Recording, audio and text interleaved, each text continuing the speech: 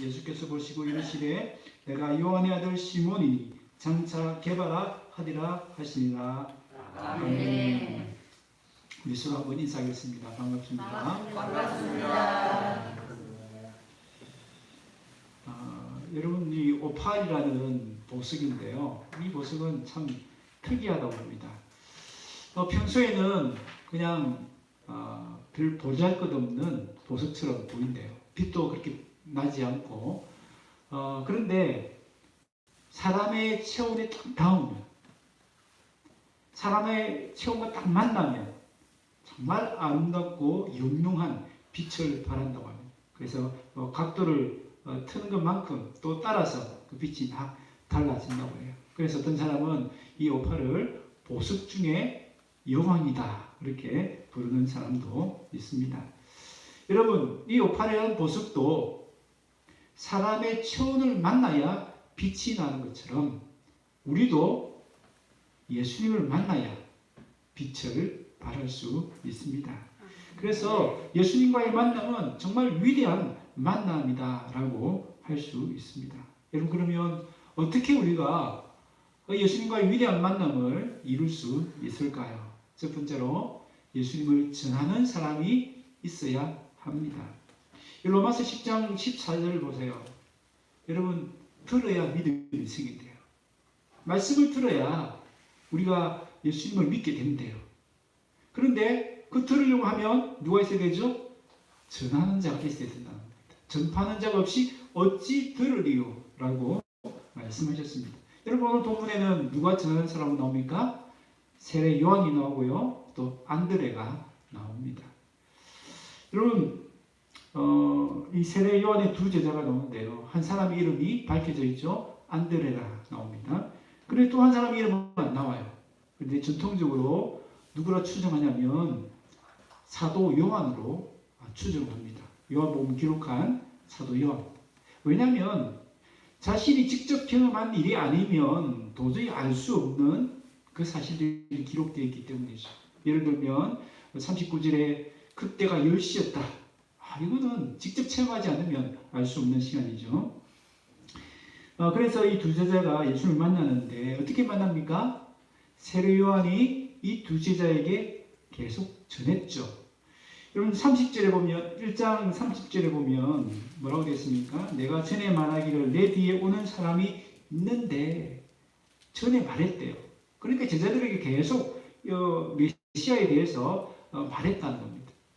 그 사람이 얼마나 위대한지 나보다 앞섰다고 그래요. 실제로 예수님은 이 세례 요한의 그 사촌지간 아닙니까? 세례 요한이 예수님보다 6개월 먼저 태어났습니다. 그래도 예수님이 앞섰다고 그래요. 그 사실이죠. 예수님이 창조주이시니까 훨씬 더 앞선 거죠. 그냥 시기적으로 앞섰다는 정도가 아니라 그 위상이나 그 위치상에서도 훨씬 더 앞선다는 거죠. 그래서 뭐라고 표현합니까? 나는 예수님의 신발끈을 묶는 그 종보다도 더 하찮다. 그만큼 예수님이 위대하시다라고 전했던 거죠. 그리고 오늘 본문에 보니까 마침 예수님이 지나가시는 것을 보게 된 거예요. 그래서 세례 요한이 제자들에게 이야기합니다. 두 제자에게 보라, 하나님의 어린 양이로다. 여러분, 이 말은 제자들의 귀에는 아마 그렇게 들렸던 것 같아요. 내가 평소 가르쳤던 그 메시아다. 이제 그 메시아를 따라가라 라는 말로 들었던 것 같아요. 그래서 그런지 제자들은 즉시 예수님을 따라갑니다. 여러분, 세례 요한의 입장에서 한번 생각해 보십시오. 그토록 오랫동안 애지중지 키워온 제자들입니다.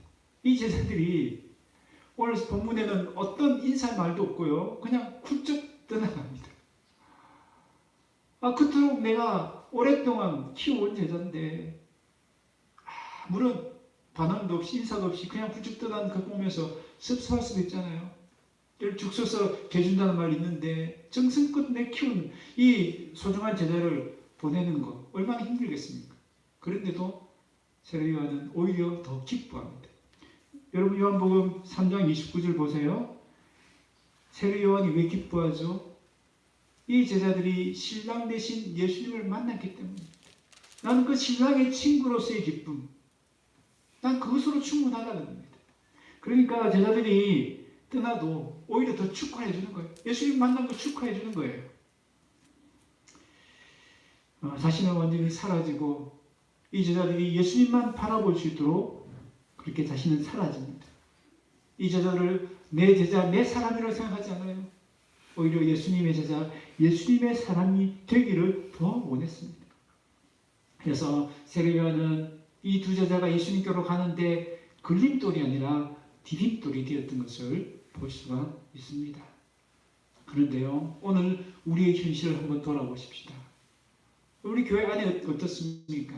때로는 어떤 사람들이 교회 때문에, 교회에 있는 성도들 때문에, 심지어 교회의 목사님이나 장로님 때문에 나 교회 안 가, 예수님 안 믿을래, 그런 사람들이 종종 나오지 않습니까?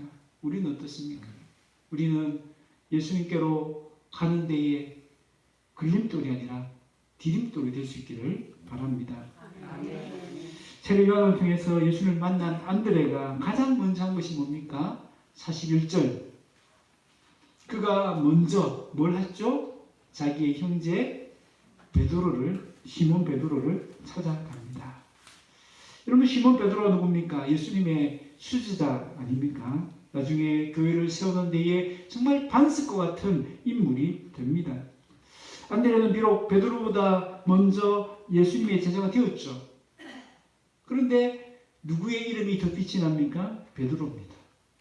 베드로의 이름에 빛이 가린 거죠. 그래서 오늘 본문에도 보니까 시몬 베드로의 형제 안드레가 나옵니다. 안드레 이름이 먼저 나오는 게 아니고 베드로의 이름이 먼저 나오는 것이죠. 여러분, 우리 여기서 주목해야 될 것이 뭡니까? 위대한 베드로도 누군가가 예수님께 소개하는 사람이 있었다는 겁니다. 베드로에게 예수님을 전하는 사람이 없었다면 그 위대한 베드로가 탄생할 수 없었다는 것을 우리에게 보여주는 것이죠. 여러분, 안드레에게 베드로는 그저 가족 중에 한 사람에 불과했습니다. 그러나 베드로 한 사람이 변화됨으로 말미암아 새로운 교회의 역사가 시작될 수 있었습니다. 여러분, 우리는 다 베드로 같은 사람이 될 수 없습니다. 그러나 누군가를 예수님께로 인도할 수 있는 안드레는 다 될 수 있습니다. 여러분, 우리의 신앙에 많은 인물들을 보십시오. 그들이 예수님과의 위대한 만남을 가질 수 있던 이유가 무엇입니까? 그들을 예수님께로 인도한 누군가가 있었다는 것. 안드레와 같은 역할을 한 사람이 있었다는 것입니다. 그 사람들은 그저 평범한 그냥 옆집 아저씨일 수도 있고 아줌마일 수도 있고 동네 형일 수도 있고 언니일 수도 있습니다. 그런 안드레와 같은 사람을 통해서 위대한 베드로 같은 사람들이 탄생할 수 있었던 것입니다.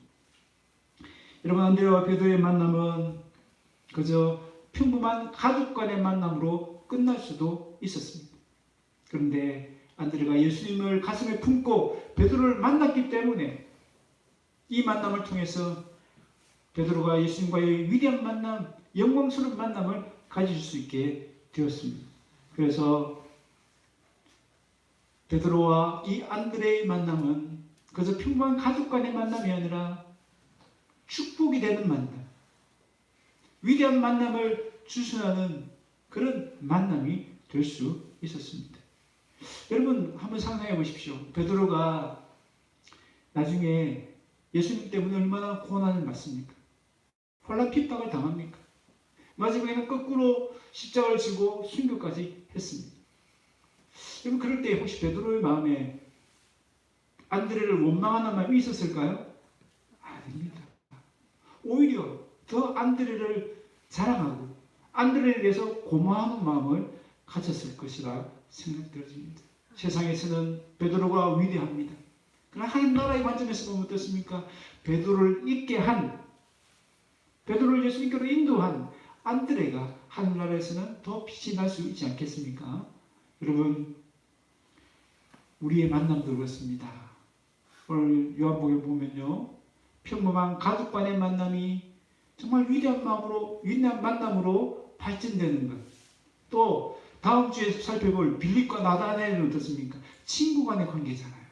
그 친구 간의 관계가, 평범한 친구 간의 관계가 예수님과의 만남이 되는 아주 축복의 만남, 위대한 만남으로 발전되는 것을 볼 수 있습니다. 여러분 3장에는 니고데모가 만나고 또 4장에 가보면 사마리아 여인이 예수님을 만납니다. 그 만남의 중심에 다 누가 계세요? 예수님이 계시는 거예요. 예수님. 그렇습니다. 우리가 예수님을 품고 가족을 만나고 예수님을 품고 친구를 만나고 예수님을 품고 이웃을 만나면 그 만남 속에는 위대한 만남, 영광스러운 만남이 일어나게 될 줄로 믿습니다. 네.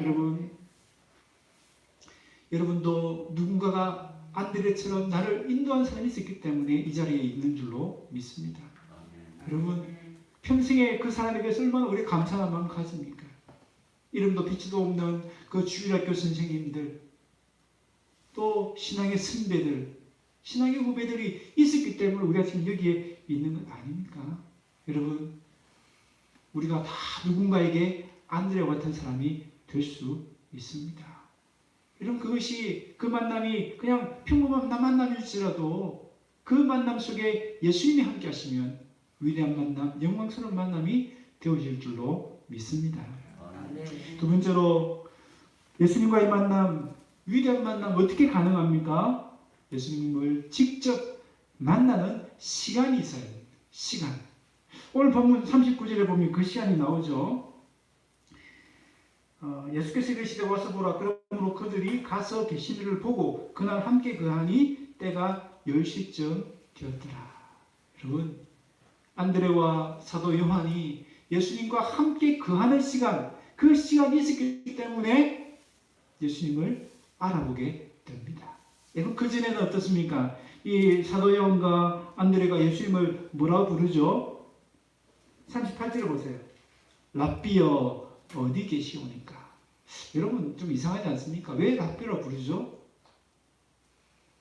여러분 세례 요한이 지금까지 이 두 제자에게 예수님을 누구로 소개했습니까? 하나님의 어린 양이다. 성령으로 세례를 베푸실 분이다. 또 34절에 보면 하나님의 아들이다. 또 40절에 보면 30절에 보면 그분을 직접 딱 가리켜서 저분은 메시아야 그렇게 가르쳐 줬잖아요. 그런데 예수님을 향해서 메시아시여 그리스도시여 이렇게 부르지 않고 랍비요. 랍비는 그 당시에 선생이에요. 위대한 선생 정도로만 생각하는 겁니다. 그런데요, 예수님과 함께 거했던 이 시간을 통해서 예수님에 대한 새로운 깨달음이 그들에게 일어납니다. 41절을 보세요. 41절 보니까 그들이 뭐라고 해석합니까? 우리가 누구를 만났다? 메시아를 만났다. 우리가 메시아를 만났다. 여러분, 어떻게 이런 일이 일어납니까? 바로 39절. 함께 거하는 시간. 그 시간이 있었기 때문입니다. 여러분, 예수님이 와서 보라. 오늘 우리를 초청하고 계신 줄 믿습니다. 와서 보라는 게 뭐예요? 직접 예수님을 만나고 대화하고 교제해서 경험해보라는 것입니다. 여러분 맛을 보아야 맛을 알 수 있잖아요. 예수님 만나 예수님이 어떤 분인지 알 수 있죠. 그래야 예수님과의 위대한 만남이 이루어질 수가 있는 겁니다. 여러분 본문에 보면 그 예수님과의 깊은 교제를 의미하는 단어가 나와요. 그 단어가 뭡니까? 그하니라는 단어입니다. 그하니. 이 요한복음에서 이 그한다는 단어는 아주 중요한 단어예요. 여러분 1장 14절에도 이미 이 그한다는 단어 나왔죠. 말씀이 육신이 되어서 우리 가운데 그하니. 예수님이 우리 가운데 그하신대요. 그리고 요한복음 15장 4절에 보면 내가 내 안에 거하라. 나도 너희 안에 거하리라. 자, 요한복음 1장 14절에서는 예수님이 우리 가운데 거하시는데 요한복음 15장에서는 우리가 예수님 안에 거할 수 있다라고 말합니다. 그렇게 예수님 안에 우리가 예수님 안에 거하면요 어떤 역사가 있는다고요? 많은 열매를 맺게 될 것이다.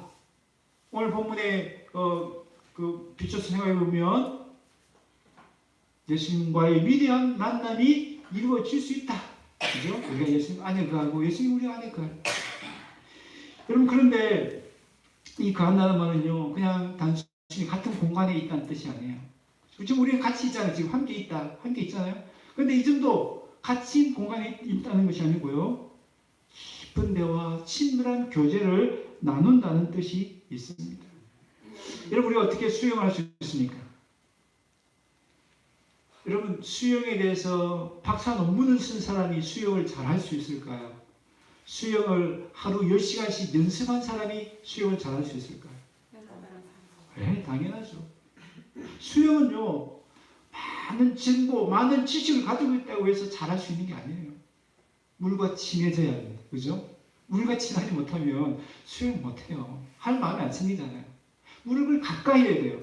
그죠? 물을 자꾸 찾아가야 되겠죠? 그리고 직접 물에 뛰어들어서 배운 대로 한번 팔도 저어보고 다리도 저어봐야 돼요. 그래야 수영을 할 수가 있는 거죠. 여러분, 예수님을 만나면 또 마찬가지예요. 예수님과 친해져야 합니다. 예수님과 가까워져야 돼요. 예수님과 직접 만나는 그 시간들을 가져야 됩니다. 그래야 우리가 예수님을 체험할 수 있고요. 그래야 예수님이 내 안에, 내가 예수님 안에 거할 수 있는 그 위대한 만남이 이루어지게 되는 겁니다. 또한 우리가 어떻게 예수님을 체험할 수 있을까요? 성경에 보니까 요한일서 4장 12절에 우리가 서로 사랑하면 된대요. 서로 사랑하면.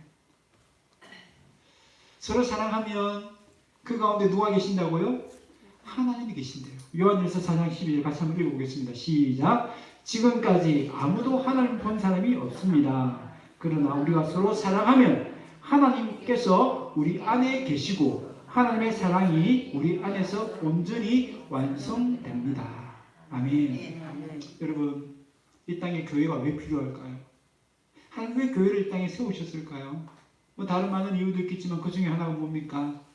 눈에 볼 수 없는 하나님을 눈으로 보여주시기 위해서, 직접 체험할 수 있도록 하시기 위해서. 왜요? 성도들이 서로 사랑하는 아름다운 사랑의 공동체를 만들면 그곳에 누가 계십니까? 하나님이 계시는 거예요. 눈에 보이지 않는 하나님 계시니까 성도들도 그 교회 가면 하나님을 체험합니다. 하나님의 사랑을 체험하고 하나님의 영광을 체험할 수 있습니다. 여러분, 예수님을 모르는 세상 사람도 그 교회에 딱 들어오면 하나님의 사랑을 경험하게 되는 거예요. 하나님의 영광을 체험하게 되는 거예요. 그렇게 하기 위해서 교회를 이 땅에 세우셨습니다. 여러분, 큰 교회, 위대한 교회가 어떤 교회입니까? 우리는 생각할 때 사람들이 많이 모이는 교회, 정말 탁월한 설교자가 있는 교회, 그런 교회는 주목받고 사람들이 몰려가고 그 교회를 크다 인정을 합니다. 하나님 보실 때는 어떨까요? 아무리 큰 교회가 있고 아무리 많은 사람들이 모여도 그 가운데 뭐가 없으면 서로 사랑하는 게 없으면 그 교회는 하나님 보실 때는 아주 작은 교회고요. 반대로 아무리 작은 교회라도 서로 사랑하는 관계가 맺어지면 하나님 보실 때 너무 기쁜 교회예요. 하나님 그 가운데 거할 수 있으니까, 함께 할 수 있으니까. 여러분, 우리 부림교회가 그런 교회가 되기를 소망합니다. 네. 서로 사랑함으로 하나님이 거하시는 교회, 서로 사랑함으로 성도든지 세상 사람들든지 이곳에만 오면 하나님을 체험할 수 있는 그런 교회가 되기를 소망합니다. 그럼 그러기 위해서는 무엇이 필요합니까? 오늘 본문 39절에 10시가 필요합니다. 10시. 때가 10시쯤 되었더라. 여러분, 이 유대식으로 표현하면요, 이 시간은 오후 4시입니다. 오후 4시. 그리고 유대인들은 하루가 언제 시작되냐면요, 오후 6시부터 새로운 하루가 시작이 되어지는 거예요. 그러니까 이 10시라는 시간이 오후 4시는요, 우리가 볼 때 그냥 평범하고 그냥 일상적인 시간입니다. 그런데 지금 사도 요한의 입장에서 한번 생각해 보십시오. 지금 요한복음을 기록하는 이 시간, 지금 그 시간 벌써 60년이 훌쩍 지나간 시간이에요. 60년이 지났지만 그때를 생각해 보니까 그 10시가 나에게는 전혀 잊혀질 수 없는 시간. 여러분에도 그런 시간 있잖아요. 평생 그 시간은 절대 잊을 수 없는 그 시간. 내 인생의 놀라운 전환점이 되었던 그 시간. 그 시간이 생각난 거예요. 그러니까 요한복음을 기록하면서 우리는 뭐 10시가 특별히 중요하지 않잖아요. 우리 입장에서는. 그 시간 뭐가 중요해요. 그런데 사도 요한은 그 시간이 바로 10시였다라는 것을 다 기록하고 있는 겁니다. 왜 그렇습니까? 그 시간이 내 인생의 놀라운 변화가 시작된 시간이기 때문입니다. 예수님과의 위대한 만남이 시작된 시간이기 때문입니다. 그래서 그 시간을 잊지 못하는 겁니다. 그렇다고 이 시간은 그저 추억팔이하는 시간이 아닙니다. 아, 그때는 그런 좋은 시간이 있었지 라고 그냥 추억을 기억하는 시간이 아닙니다. 어떤 시간일까요? 아마 사도 요한 평생에 이 10시간은, 이 10시간 시간은 계속 있었을 것입니다. 예수님을 한 번만 만난다고 알 수 있을까요? 그렇지 않잖아요. 또 만나야 새롭게 알 수 있고, 또 만나야 더 깊이 알 수 있고, 더 오래 만나야 더 많이 알 수 있잖아요. 아마 사도 요한은 이 10시를 결코 잊지 않았을 거예요. 그러니까 평생 이 10시는 계속 이어졌다라고 할 수 있습니다. 날마다 주님과 새롭게 만나는 그 시간, 그 영적인 10시간이 사도 요한에게 있었기 때문에 여러분 나중에 사도 요한은 밤모섬에서 천국의 환상을 보지 않습니까? 그리고 요한계시록을 우리에게 기록해 주지 않습니까? 그 예수님과 깊은 만남이 있었기 때문에 사도 요한은 그런 놀라운 위대한 만남을 통해서 변화가 일어난 것입니다. 여러분 오늘 예수님이 두 제자에게 묻습니다. 38절에 무엇을 구하느냐? 무엇을 구하느냐? 이 말에서 무슨 말이죠? 무슨 목적으로 나를 따르느냐? 나에게 뭘 기대하면서 나를 따르느냐라는 질문입니다. 여러분 이때에 사도 요한이 예수님을 따르는 동기는 뭐였을까요? 그저 예수님을 통해서 내가 잘 되기를 바라는 마음, 성공의 사다리를 타고 올라가기 바라는 그런 마음 있었을 거예요. 그래서 나중에 저 뒤에 가보면 제자들 사이에 서로 누가 크냐는 때문에 다투잖아요. 그 중심에 누가 있습니까? 사도 요한도 있었던 거예요. 그런데 예수님과의 만남이 더 깊어지고 더 지속되다 보니까 이 불순한 동기가 바른 동기로 예수님이 원하시는 답으로 바뀌어지는 것을 볼 수가 있습니다. 오늘 우리에게도 동일한 질문을 우리 주님이 던지시고 계십니다. 왜 나를 믿느냐? 나에게 뭘 기대하면서 나를 따르느냐? 묻습니다. 물론 지금 우리의 대답은 예수님이 원하시는 답이 아닐 수도 있습니다. 그저 예수님을 통해서 건강을 얻기를 원하고 그저 세상에 지위를 얻고 그저 행복하다고 하니까 좋다고 하니까 예수님을 따를 수도 있습니다. 그 세상적인 그 기대를 가지고 따를 수도 있습니다. 그러나 어떻습니까? 사도 요한이 예수님과의 깊은 만남, 지속적인 만남을 통해서 변화되었던 것처럼 우리도 변화되어질 줄로 믿습니다. 그때는요, 내게 건강 주셔서 예수님을 따릅니다. 내가 돈을 주셨기 때문에 세상에 명예를 주셨기 때문에 예수님을 따릅니다. 그렇게 대답하지 않고요. 무엇 때문에? 예수님을 사랑하기 때문에. 예수님 한 분 때문에 예수님을 따릅니다. 그렇게 대답하게 될 줄로 믿습니다. 여러분 우리에게도 이 영적인 10시가 필요합니다. 예수님을 만나는 시간 10시. 여러분에게도 예수님을 이렇게 친밀하게 깊이 만날 수 있는 영적인 10시를 확보할 수 있기를 바랍니다. 세 번째로 우리가 어떻게 예수님과 위대한 만남을 가질 수 있습니까? 예수님의 눈으로 보아야 합니다.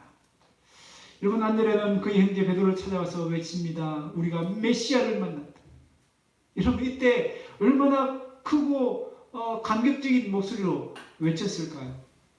한번 상상해 보십시오. 지금 이스라엘 민족은 로마의 압제로부터 그들을 해방해 줄 메시아를 기다리고 있었습니다. 빼앗긴 나라를 회복할 수 있는 그 때를 기다리고 있었습니다.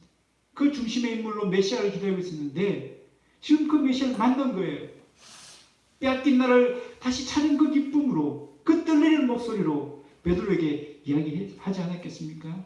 그 소리를 듣고 베드로도 그 진심을 느끼게 됩니다. 그러니까 안드레의 손을 잡고 예수님 앞에 나온 겁니다.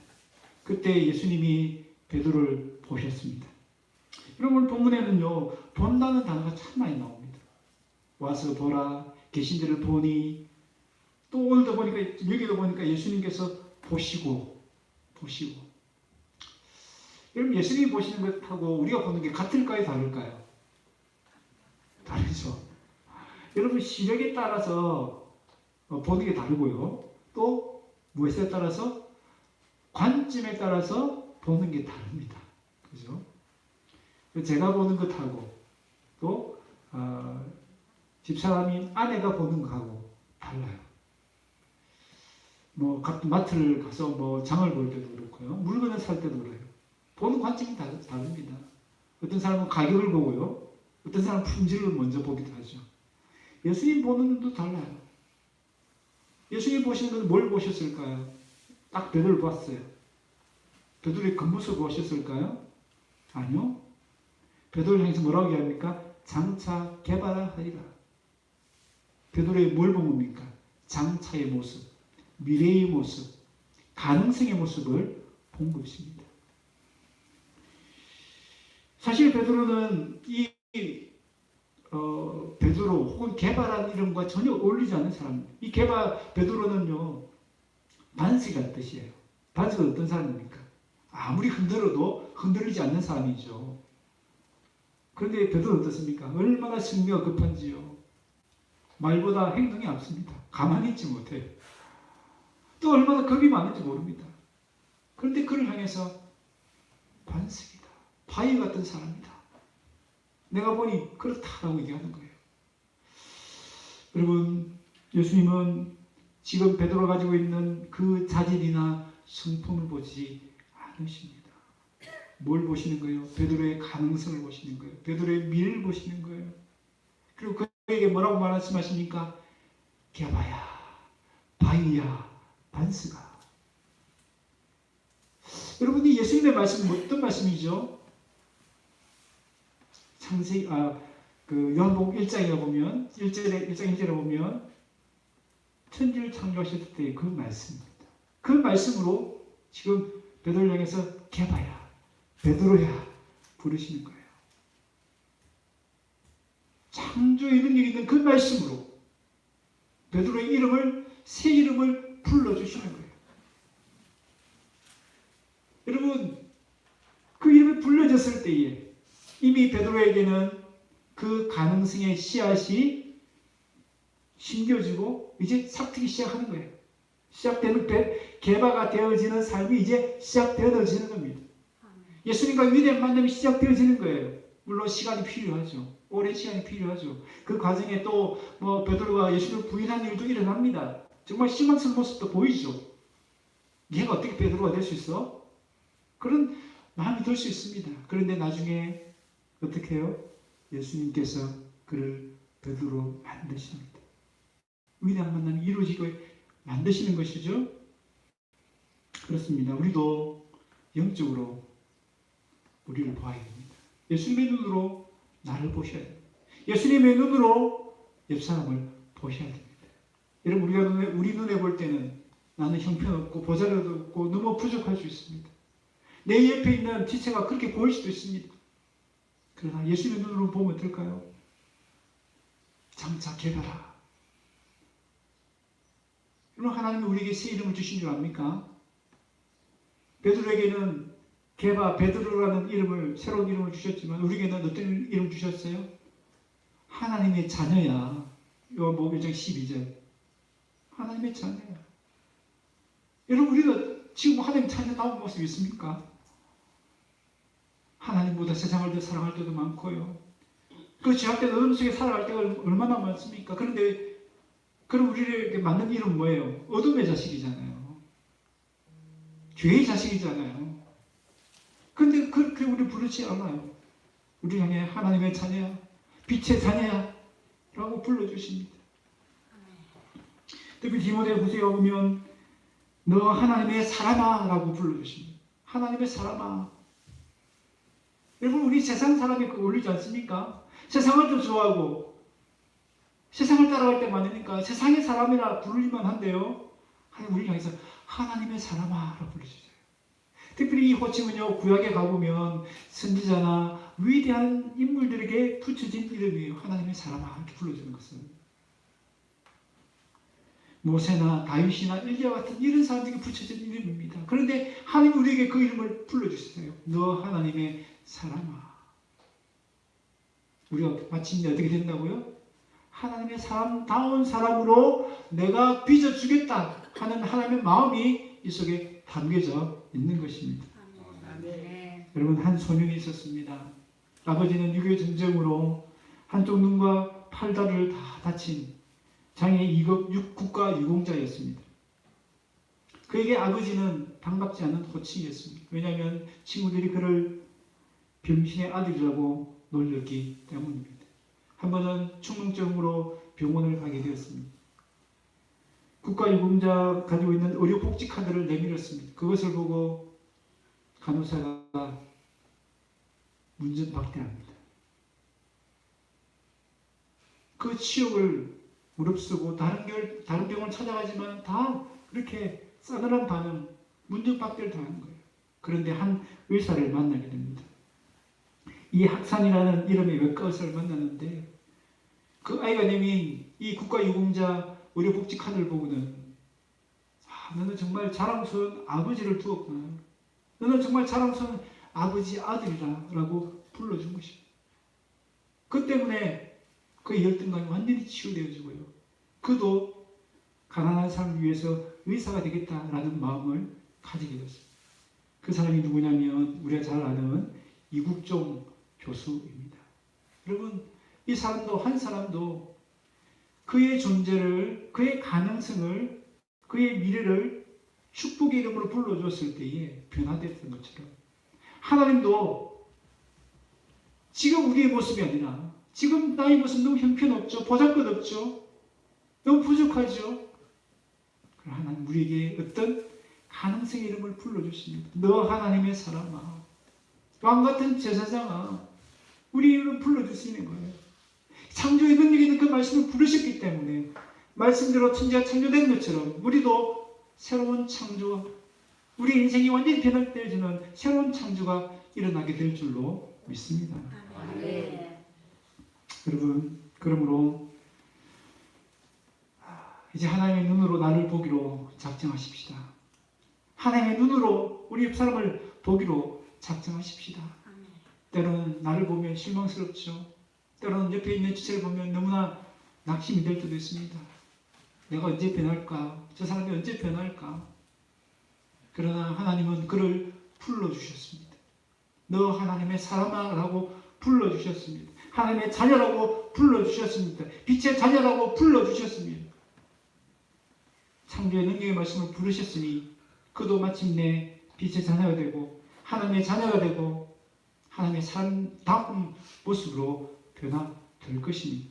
그러므로 그들의 모습을 보며 실망하지 마시고 이제 기도하며 기다리십시다. 믿어주십시다. 그 사람을 믿는 것이 아니고요. 누굴 믿는 겁니까? 하나님을 믿어주십시다. 하나님이 그를 빚어주셔서 마침내 영롱한 빛깔이 나는 그 보석으로 만들어주실 것을 기대하십시다. 말씀을 맺습니다. 여러분, 우리는 원래 오팔 같은 보석으로 창조된 것을 아십니까? 우리 사람에게 한번 이렇게 인사하면 좋겠습니다. 당신은 원래 보석입니다.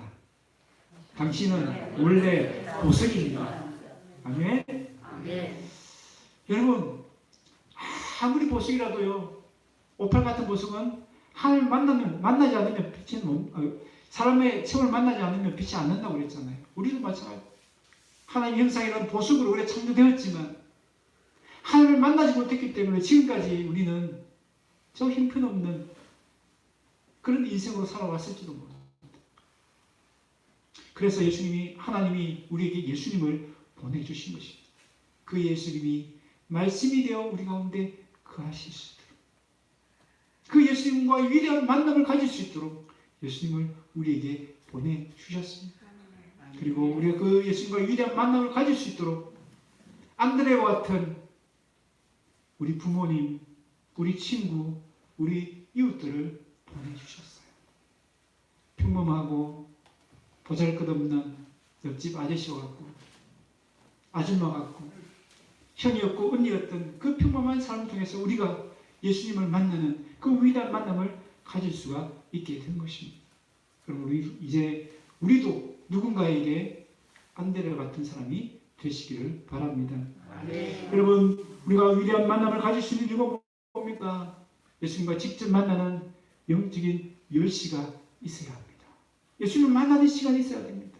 예수님의 말씀을 읽는 시간, 예수님께 기도하는 시간, 무엇보다 우리 성도들이 서로 사랑을 나누는 그 시간이 있어요.